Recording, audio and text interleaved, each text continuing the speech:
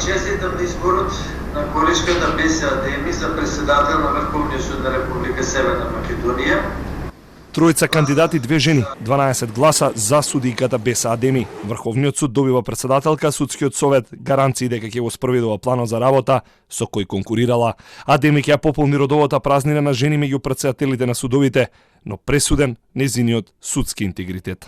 Покрај тоа што таа е висок професионалец, судија со интегритет, совесен судија, мислам за нијанса во споредба со Джемаили беше пресуден и полот. Можеме ли да заклучиме дека кога сте одлучувале, не мислам на вас, него на сите членови, дека сте се водели исклучително од субјективни причини, од субјективно убедување на членовите, ако се нијанси во прашање?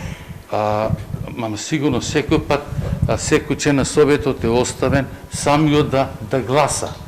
Значи никој не може да му влијае да гласа во ова насока или во она насока. Борбата за тронот во Врховен, новата председателка ја извојува над нејзините колеги Лидија Неделкова и Джемел Сити, кој го предводи Сдруженијето на судии.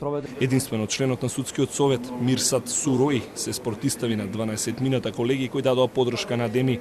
Ниту еден кандидат не го заслужувал неговиот глас, порача Сурои преку видеоконференциска врска. Туку и поинаку да беше следот на листата, сепак не би гласал за нијавиот. Ниту најдов некоја разлика со кој би ми дал за право да гласам. И јас лично така сметам. Но сепак се надевам дека и со оваквиот избор ќе се заедно улога на борбата во користење на судската пракса, значи во правосудниот систем, посебно унапредување на судската пракса и уедначување на судската пракса, значи изголемување на правната сигурност за сите граѓани. Прашан председателот Здравев ги отврли тврдењата дека се вршени притисоци за изборот на Адеми. Секој член гласал според сопствени убедувања, но изборот сепак не бил субјективен, бидејќи сите кандидати доставиле план и програма за работа и ги исполнувале сите критериуми за кандидатура. Адеми доаѓа на местото на вршителот на должноста председателот Фаик Арслани.